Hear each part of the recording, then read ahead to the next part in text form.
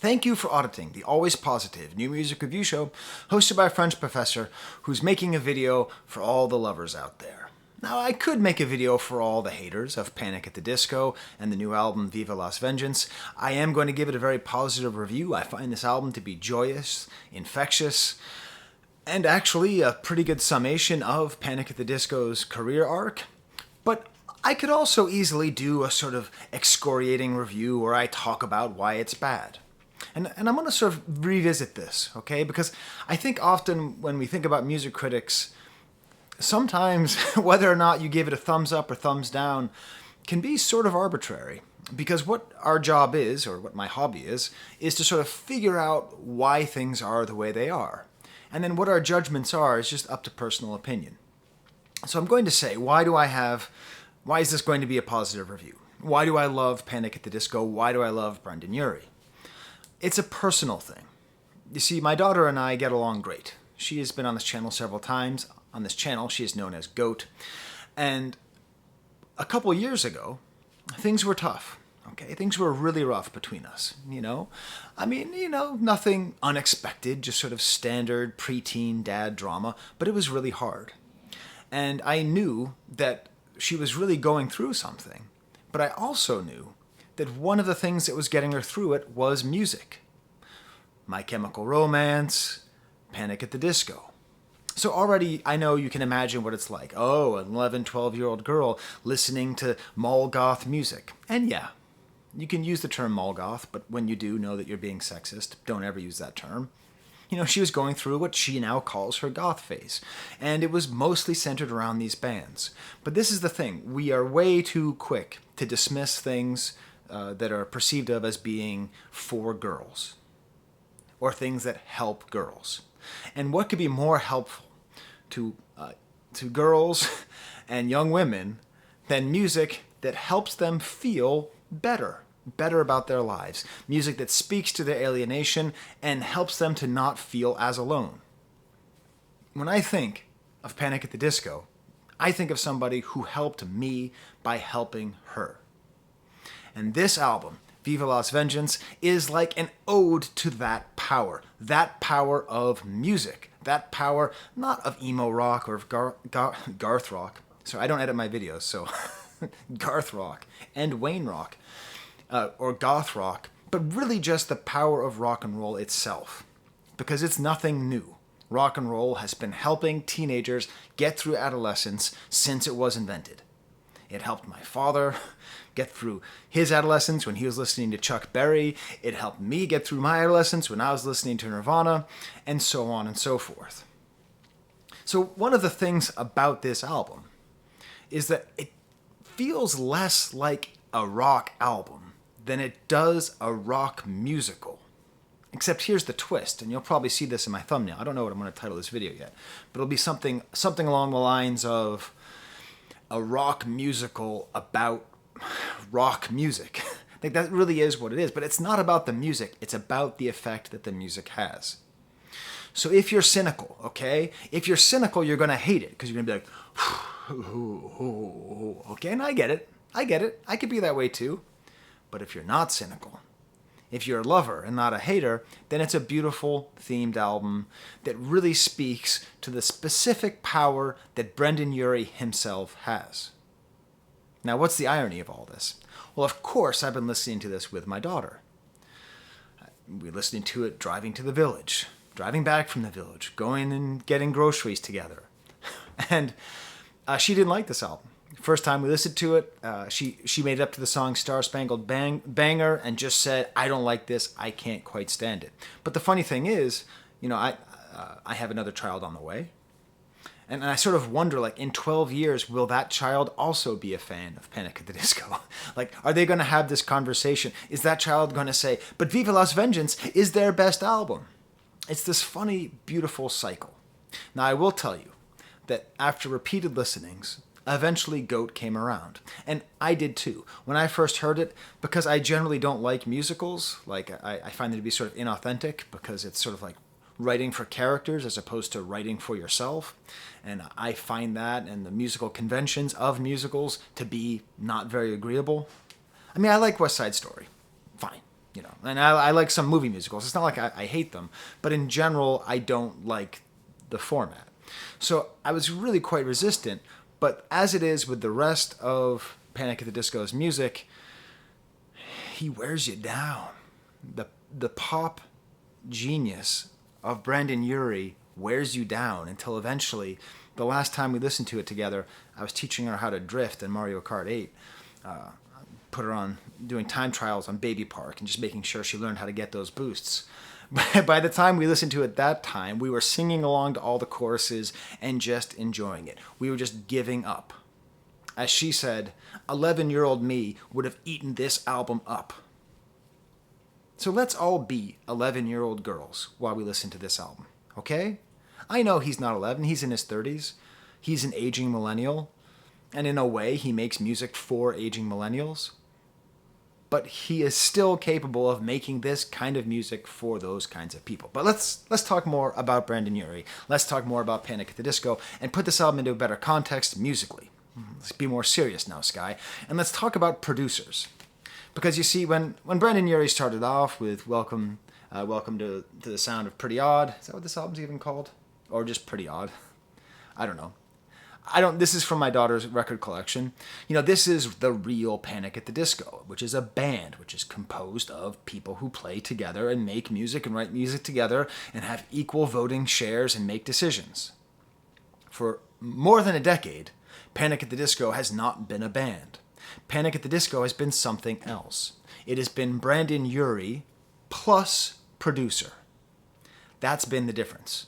So the band has slowly sloughed off, been replaced by studio musicians, and replaced by producers. So, at this point, I hate this album cover because I felt like it was encouraging my daughter to smoke. Fortunately, I don't think she's going to smoke. But still, but at this point, it was a producer named Butch Walker who did all of the production on this album, this solo Brendon Urie album, plus producer. And then Jake Sinclair was added to the mix, co-producing this with Butch Walker. And then we get to his best album, Pray for the Wicked, which was the last album that was all Jake Sinclair. Okay? So we have Jake Sinclair plus Brendon Urie. You know, the run that really started with Death of a Bachelor and now reaches Viva Las Vengeance. But we're not done with this producer game, because this is where things get weird. There's another guy who's added on here, Mike Viola. So what I want to do is I want to talk to you about each of these producers based on what they have produced in the past and try to find what might have allowed this concoction to make this album Viva Las Vengeance. Jake Sinclair is a highly underrated producer. He's a insanely influential producer. He has that pop hit maker sensibility that is really impressive. But what's interesting is that his pop sensibilities are tied into a certain kind of rock. Like, whatever pop rock is, it mainly comes in the form through Jake Sinclair. Okay? I mean, Jake Sinclair produced... So I went to the Hella Mega tour last year, right? With my daughter and my son and my wife, and we went and saw it in Philadelphia. And, like, the Hella Mega tour, like, it's all the same people who are behind the scenes. I mean, the last Green Day album was produced by Butch Walker. Fall Out Boy and Weezer, who are the two other bands that played, are both produced by Sinclair. Okay? This album, this beautiful album, one of the best albums of last year by Weezer, this is by Jake Sinclair. The whole movement that Weezer has made towards a more pop feeling is through Jake Sinclair. The whole Fueled by Ramen scene, the Warner Brothers' own sub-label that's really focused on emo rock and pop rock, I think we could almost say that Jake Sinclair is the ramen in Fueled by Ramen, his vision. And what's interesting, and we see this with Weezer a lot, and we're seeing this now with Panic at the Disco, is Jake Sinclair is making rock about rock. Even the Hella Mega tour itself was very self-conscious about being a stadium rock tour. It was sort of looking backwards. It was an 80s cafe of a production. Okay, so it was sort of for aging millennials as well, but it was also really pushing this whole school of rock. And how do we define this pop, Jake Sinclair style rock? One, it's overproduced. And I'm saying this as somebody who likes nitty-gritty rock and roll, okay? Jagged rock and roll, dirty rock and roll where you can see the seams. Rock and roll, which is very possible when you just have a bunch of dudes or a bunch of ladies or ladies and dudes together making music because they knew each other in high school or because they met in college or because they met after college, just people who know each other. And instead we end up with professional musicians making professional music. What ends up happening is the edges get soft. The edges get rounded as opposed to jagged. And the problem is that rock and roll really should be jagged, I think. See, that's what makes it pop, is when everything gets perfected and gets smoothed over. But when you're making pop rock, you're essentially making soft edge imitations of hard edges. I think that's producer rock. That is this hella mega rock style. And to be clear, I'm not putting it down. While I prefer, I don't know, Black Country New Road, who are a very precise band but still have those edges. I prefer Radiohead, who met in high school and still make music together. I still prefer what I consider to be more authentic rock, with jagged edges, with roughness, with a little bit of dirtiness. There is a place, and this producer rock is quite interesting, and it does have this wonderful ability to reach people that the other music doesn't. Now, what about Mike Viola? Because this is the new person who's involved here. I think he's maybe worked with Brandon Urie once or twice, but when trying to understand his place, there's a couple things. One, I don't understand this. He produced the last Andrew Bird album. Like, he's the only other producer on this album. I like this album quite a bit. I've reviewed it. I went to the concert and everything. So already, can I just say this? I want a Brandon Urie, Andrew Bird collaboration more than anything. I would take that over Kanye and Taylor Swift, because I would love to hear him whistling and the violin. It would just make my whole family so happy. So Mike Viola is like a real deal producer. But the other thing he is he's done a lot of work in Hollywood, and in particular making fictional songs that are supposed to be set in the past. So there was a very funny, interesting movie that was like about a fake version of the Beatles called That Thing You Do. Had a great song written by the guy from Fountains of Wayne and Mike Viola. Walk Hard, the Dewey Cox story, starring John C. Reilly, was an interesting sort of take on the country biopic. It was basically like Walk the Line, the Johnny Cash story, but as a comedy. And those fictional songs were written by Mike Viola. So when I talk about a musical sensibility, it really makes sense to have Mike Viola on here, because he knows how to write from this sort of remove. You know, how to write a fictional song from somebody in an imagined past. This whole album, Viva Las Vengeance, is very backwards looking. Each song is sort of from a different era of rock and roll over the past 50, 60 years. And that's what makes it not just an album about rock, but it has that musical aspect. And I think that's why they needed Mike Viola in there as well. So you have the Jake Sinclair to help it be just hooky, catchy, super well produced. And then you have Mike Viola to help give it this general feeling of like you're listening to music that could have been made 50 years ago but happened to be made now. Now, when we talk about the pop stuff, I'll get more specific about this actual album. The one thing that is distracting is like the formula of it all. Verse, chorus, bridge, chorus, just over and over every single song. But that's the pop sensibility. That's why you need Jake Sinclair. I think the largest single influence on this album is that of Queen, and in particular this album, A Night at the Opera, which has that kind of musical feel, that kind of distance, along with a certain sheen to it. I also think this album's very Weezer inspired as well. Like, I might even end up naming this video like the hella mega album, because the whole thing gave me that same feeling of sort of an interesting thought about what it is to rock. It did take me about 5 listens to love this album, but I now definitely love it. And I think my daughter does as well. Let me tell you about my favorite song on the album. This is going to be my example song. For every album I review, I pick one song that you can listen to and then come back. Just click on the banana up there. Don't worry, it's a plastic banana. You won't break it. Oh, but smash the like bucket and subscribe, okay? Because that's how I get to be a bigger channel. I always forget to ask you to do that. And go to my subreddit and Instagram, and you can even follow my TikTok, which is getting better now. So the stamp is called Say It Louder. And this is a great example of the best parts of this album. It's a very, very tight rock jam with some synthesizers. This feels like it's trying to imitate the sound and the style of The Police, which is much easier said than done. Because you need to be a really good drummer to imitate the drumming of The Police. And they have a drummer who is that good. What drummer is that? Brendon Urie himself. You see behind me a banner from a concert in 2019.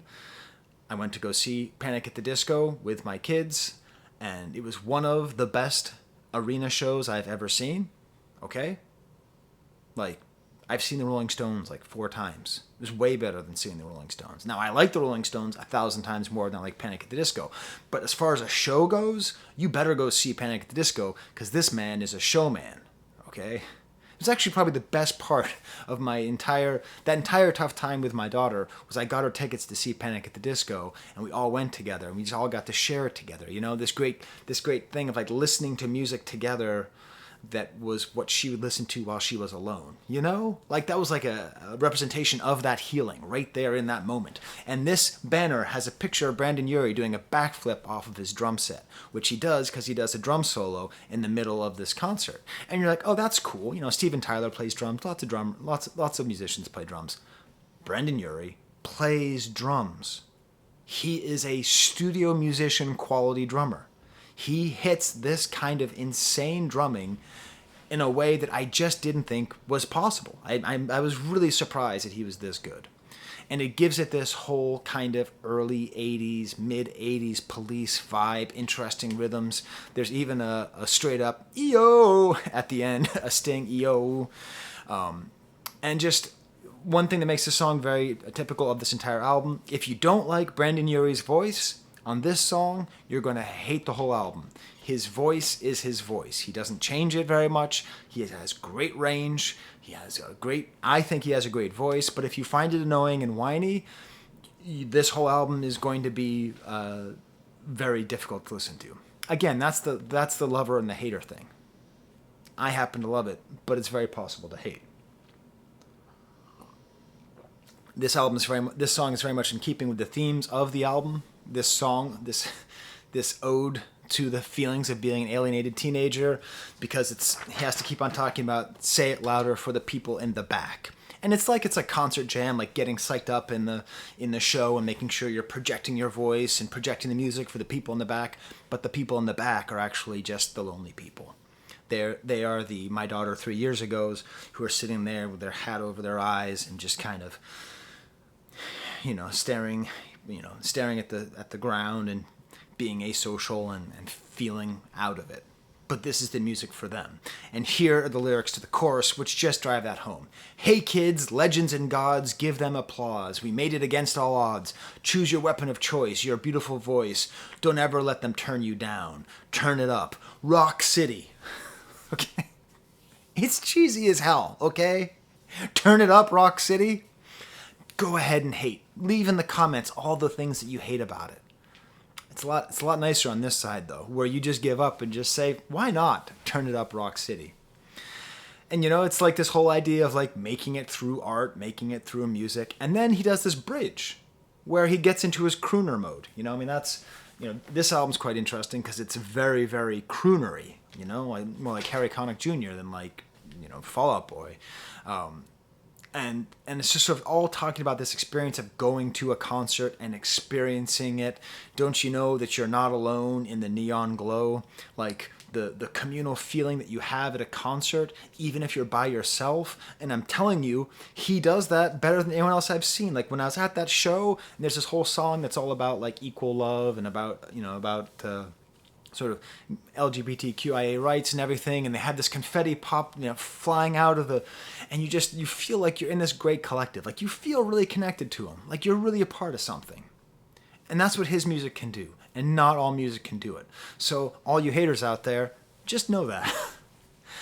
Post Bridge has a very very, very Queen-like guitar solo. There's a lot of Brian May style guitar on this, and then of course, has to bring back the chorus one last time to make sure that you have it stuck in your head. You know this album is good because every time I see the title of a song, I start singing it in my head, and I've only listened to the album 5 times. It's that kind of infectiousness. So I'm going to go through the rest of the album a little bit quicker here. Starting off with the track Viva Las Vengeance. The first strike against this song is I hate Viva Las Vegas. That song, in my opinion, has no redeeming qualities, except it was in Big Lebowski. With the exception of the fact that it was in Big Lebowski, I just don't like the song at all. But that's okay, because Viva Las Vengeance is much better. Viva Las Vengeance. Like, how does he get... I think it's the Jake Sinclair, Brandon Urie dyad that just makes things so catchy. It's a very 50s chord progression. Again, it feels like this musical about music. I do like how it sings about Las Vegas. I've never been to Las Vegas. Okay, I went through the airport once. Ugly airport. They had slot machines everywhere. I'd never been to Las Vegas. I'm interested in going as an anthropologist, not as a gambler. But I do like that there's someone from there who's trying to express what it's like. In a city full of promises, nothing rings true. That's an interesting, good lyric. The guitar here reminds me a lot of that song, That Thing You Do, that sort of faux Beatles, faux Birds-ish sound. The bridge talks about the feeling of emptiness. And then the post-bridge has this theme of shut up and go to bed, which is a sort of larger theme throughout this entire album, which is like, when the party's over, when the concert's over, you just have to shut up and go to bed. Next song is called Middle of a Breakup, which Goat very much does not like. Goat says this is a terrible song.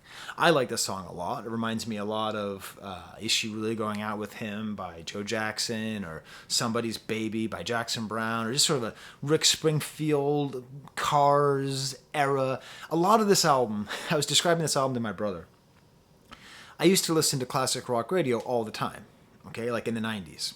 So this was like before Nirvana would be played on classic rock radio, right? This was like early 90s.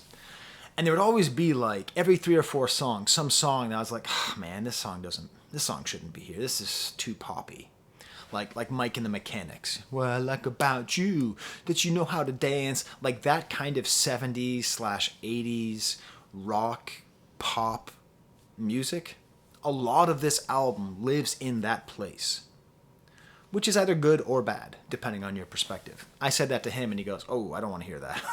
So, now when you listen to classic rock, all of those songs have just been replaced with, like, Pearl Jam. Sorry, there's a lot of noise upstairs, but I think that'll stop. Then we get this chorus. Keep your disco, give me T-Rex. Now here's where a Generation Xer is going to have a little problem with you, Brandon Urie. What makes you think you're cool enough to invoke T-Rex, huh? What makes you think you're cool enough to be someone like Mark Bolan, huh? What do you know what it's like to be a huge international pop star who's glamorous and glam and ambiguously sexual at the same time? Oh, I'm sorry. You probably understand what it's like to be Mark Bolan a lot more than I do. I'm going to give you a pass on this. Now, I'm not comparing Panic at the Disco to T-Rex. If you don't have this album, this is a wonderful album. It's better than everything Panic at the Disco's ever done. It has that rawness that's missing off of this. But still, I like this because, again, if we go back to the function of Panic at the Disco, the function of music, it's also to help kids learn what's cool. So I'm lucky. Goat already knows about T-Rex. Goat actually does a pretty good cover of Cosmic Dancer. But all the kids who like Panic at the Disco, they are going to be interested, and they're going to go and find this and listen to it and try and find it. And it's what he's saying, like he wants this rawness. Now the album never achieves the rawness of T-Rex, but at least makes an allusion to it. Make up sex in the middle of a breakup. I don't know, that's just a good line. That's just, a song about being with an ex. Epic double guitar instrumental bridge. This reminds me sort of, speaking of bands that used to play on classic rock radio that I'd always be upset about, Boston used to play all the time. I guess, yeah, but it's still quite impressive. This was the time where she was learning how to drift on Baby Park, and then she was singing the chorus. And she's like, no, I don't like this song. But that's what good pop music can do. Next song is called Don't Let the Lights Go Out. Now, once you've heard the song, you cannot say it any other way than in that cadence. So the song is called Don't Let the Lights Go Out. And I don't even know if this is like intentionally self-consciously cheesy. Like I can't tell, like when you're listening to a musical and you have to have kind of a downbeat song, I can't tell if this is almost satire of a cheesy, uplifting song. I don't think it is. The main problem with this song, and I'm going to curse you now, is it's the same chord progression and basically the same melody as Last Christmas by Wham, the second best Christmas song of all time. To the point where when I would listen to the song with Goat, we were driving to the village and we were just singing Last Christmas along to it, which is a bummer because these are actually the best lyrics on the album, objectively. I mean, this is one of the few songs that isn't about songs. It seems to be about being at a hospital and being with somebody who's sick, who you care about. I assume it's his dying mother or his dying father. Stare at a wall that's told 1,000 tragedies, holding a hand that's loved every part of me. A lady come and tells me that I've got to leave. Very moving. And if you've lost a parent and you read those lyrics and you do a YouTube video, you might have to force back tears, because that's how it feels. When you're watching someone you love pass, holding a hand that's loved every part of me, that really is hitting hard. But then it's this like Last Christmas. But the best part is when it's just the voice and the bass, just where it cuts out. And don't let the lights go out. Like, I think he's performing. I don't think he's playing in Buffalo again. I think he's playing in Toronto. It's a little bit hard to get up there. I may try to make it up there. I will, actually, because like seeing Panic at the Disco is so good, and I already know that when we get to this part of the song and the entire crowd is going, don't let the lights go out, that's just great. He really belts here. I don't think there's any auto-tune on this album. Like I watch a lot of other music YouTubers now. I didn't used to. Like when I started this channel, I never watched any, but I watch a lot now to see what other people think. And like Rick Beato does a lot of great work with talking about the way that pop music and rock music has been flattened by sort of rhythmic regulation and harmonic regulation, with auto-tune. But I don't think he uses auto-tune. He has a really strong voice. And I think he lies about being a substance abuser. I think he does. There's no way this guy can smoke and drink and party and, champagne, cocaine, alcohol, whatever that song is.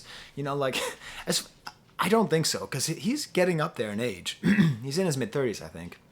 And he's really capable of belting. And it's very, very impressive. Another great guitar solo. Then we get to the song Local God. And this is a song which I got to hit up my brother again. Even though he's not going to be a fan of this album. He was in a band in Boston for a long time. And I was in a band in Boston for a little bit of time.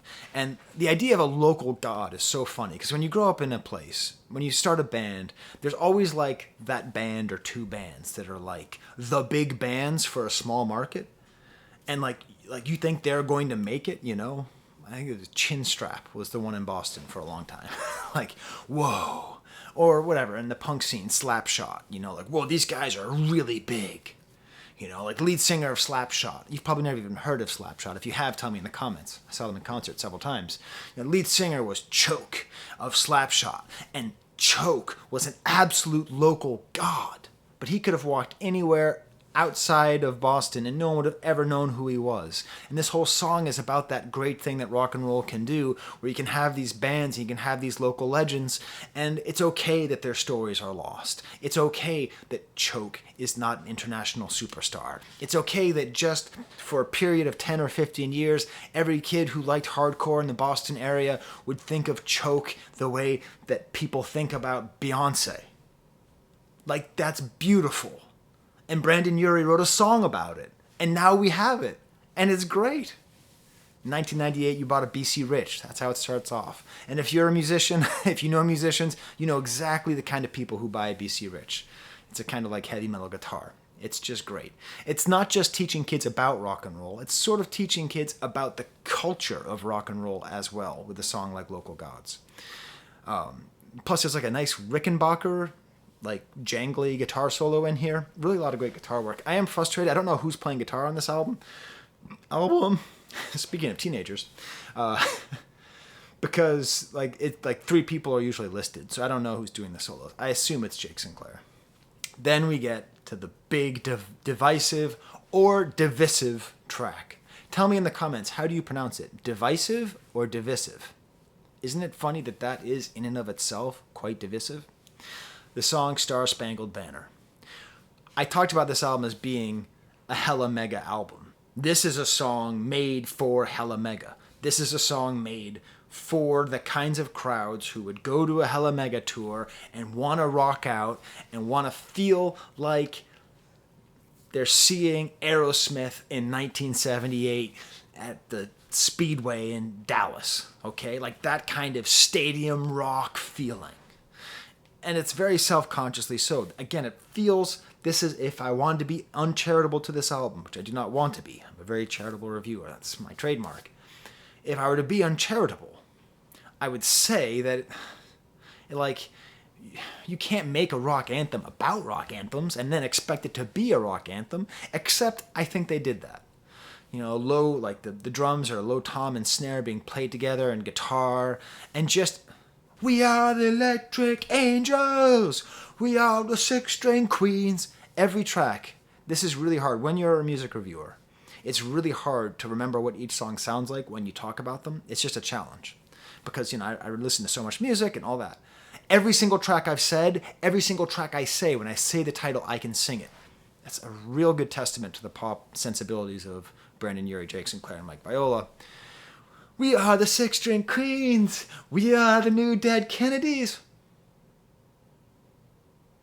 No. No. No. Nope. Nope. Mm-mm. Nope. Charity, gone. No more charity. We're the new dead Kennedys. Oh, you are Brandon Urie? You're the new dead Kennedys? That's you? You're the new dead Kennedys? How dare you, Brandon? How dare you compare yourself to Jello Biafra? Real hardcore punk music, real underground indie music, made and distributed black and white through Xeroxing. And the totally political, hardcore messaging of do-it-yourself, underground, anti-capitalist, anti-fascist music. How dare you call yourself the new dead Kennedys, Brandon Urie? That's one step too far. You could call yourself Mark Bolan. But don't you dare call yourself the new dead Kennedys. Although, you can get Dead Kennedys t-shirts at Hot Topic. And also, I'm going to say something here that's going to get my hardcore cred removed. I just talked about Choke and everything. And I love the Dead Kennedys, you know. But, you know, like what did the Dead Kennedys do for me? They gave me a sense of belonging. Like, my internal sense of justice, my internal sense that things need to be better, my anger, my alienation, they were helped by looking through these album covers. I felt a sense of community. I felt the healing power of rock and roll to heal the difficulty of adolescence. God damn it, you are the new Dead Kennedys. It sucks that we can't have the Dead Kennedys anymore, okay? We just can't. If there's going to be dead Kennedys, they're probably going to be hip-hop artists or hyper-pop artists. They're probably not going to be rock artists. Punk is probably realistically dead. Probably, maybe not. Prove me wrong, punkers. Go ahead. So maybe he is the new dead Kennedys. Also, not for nothing. Maybe this is just because I'm 40 years old now, but I would rather listen to Panic at the Disco than the Dead Kennedys all day, every day. Panic at the Disco is the Dead Kennedys are just kind of annoying. Like, I get it. Like, it was awesome, and I remember what it was like being 14 and listening to that and feeling like I was a part of something. But man, it's so much fun listening to Panic at the Disco. In the land of the brave, the home of the freaks. Again, just when my daughter heard that, she just goes, oh, this is so for an 11-year-old me. Now, the thing about this, another song that was one of those annoying songs they would play on classic rock radio. Because when you listen to classic rock radio back in the 90s, this is what you wanted. You wanted Beatles, Zeppelin, Stones, Zeppelin, Zeppelin, Zeppelin, Zeppelin, Stones, Beatles, Tom Petty, Zeppelin. That's what you wanted to hear when you listen to classic rock radio. What usually ended up happening was other songs would get thrown in there that weren't of that caliber. Like Thin Lizzy's The Boys Are Back in Town. So The Boys Are Back in Town, you know the song. You know the song for the chorus. The boys are back in town. Already sounds like a musical. But it's actually the verse that Brendon Urie plagiarizes to the point where I think he should pay. I think he needs to pay them money because he ripped them off so bad. The spoken, like it is a very like a swinging, super closed hi-hat beat. The way that he's talking, the cadence. If you put the verses next to each other, they sound like they are the exact same. Like I did that. I played 4 bars of one, then 4 bars of the other, and you couldn't really tell when one was Thin Lizzy and when one was Panic at the Disco. Also, my computer autocorrects Thin Lizzy to Thin Lizzo, which makes me want to start a cover band that only plays Thin Lizzy and Lizzo songs. We call ourselves Thin Lizzo. We're playing next week. Next song is called God Killed Rock and Roll. When I heard the song before I listened to it with my daughter, and I told her, oh, you haven't heard Panic at the Disco play Bohemian Rhapsody? And she's like, oh, yes, I have. I was like, no, you really haven't. Oh, no, I've heard it. It was on this album and that album. And she was telling me. I was like, no, you haven't heard it till you've heard God Killed Rock and Roll.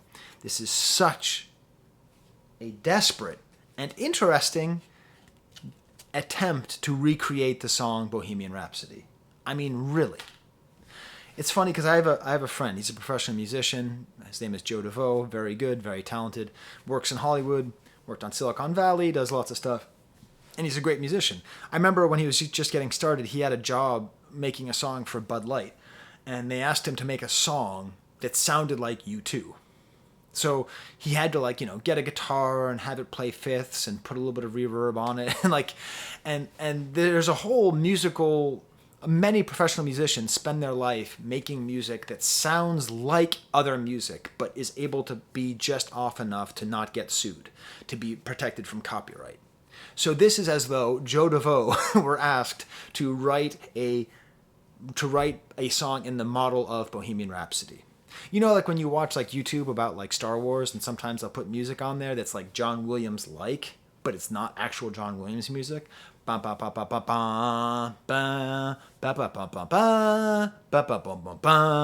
know, like it's sort of that.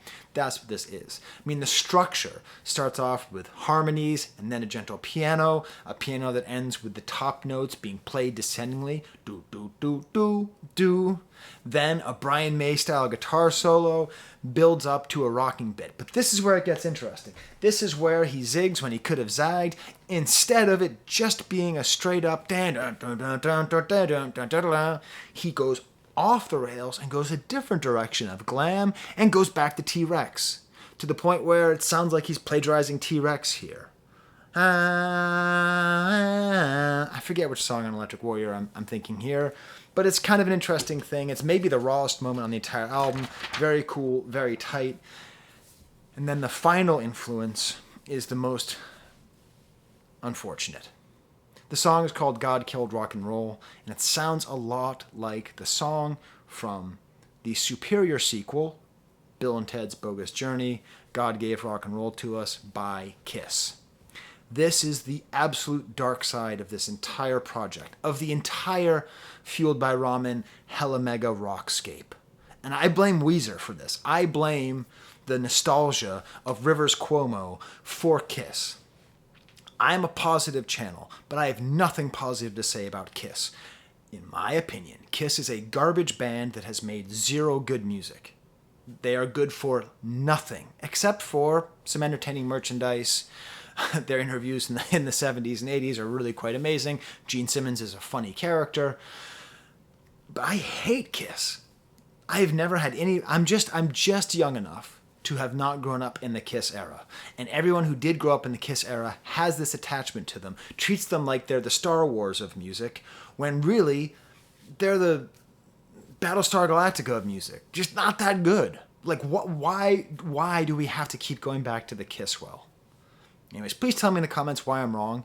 Can you honestly tell me a good Kiss song? Please. I'm sure it must exist. I've never heard it. God damn, I hate Kiss.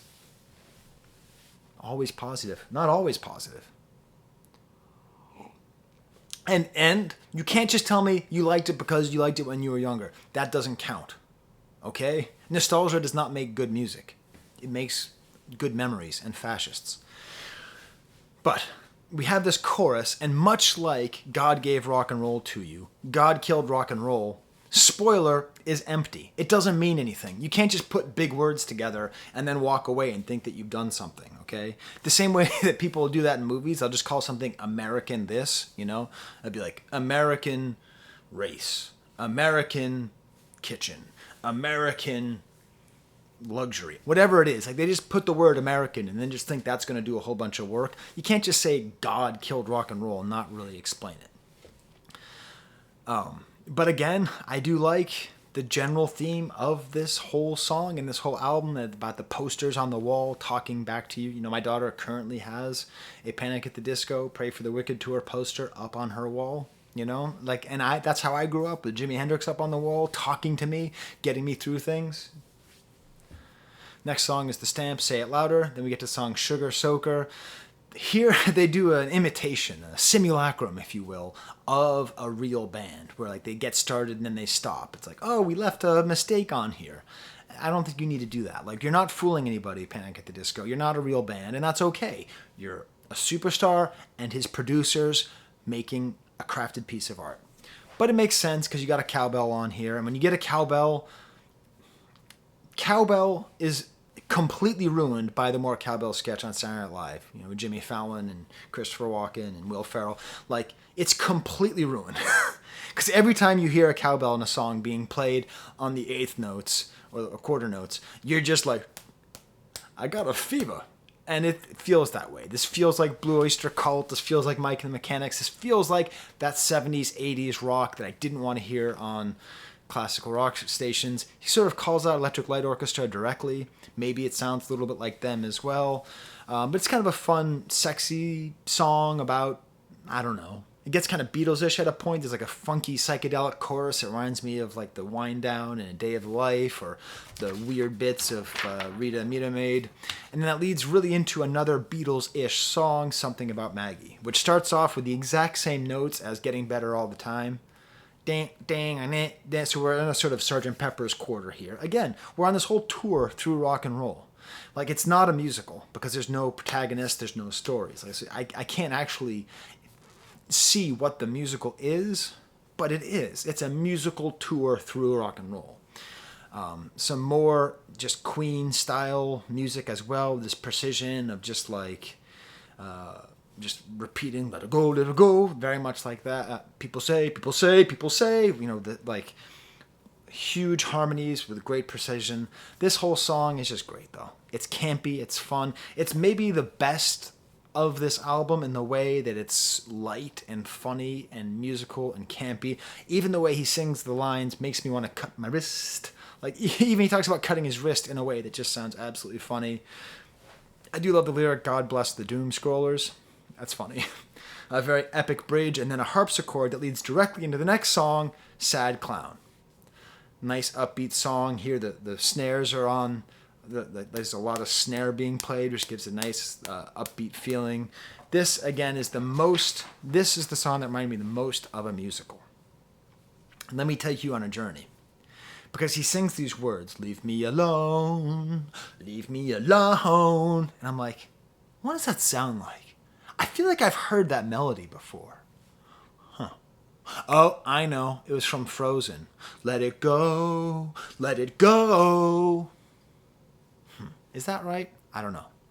Listen to the song again. I look up the credits. I see in the credits a name of a composer. I look up that person's credits, and she did write the music for Frozen, so I'm right. But she also wrote the music for the superior sequel, Frozen 2. The movie Frozen 2 is better than the movie Frozen 1.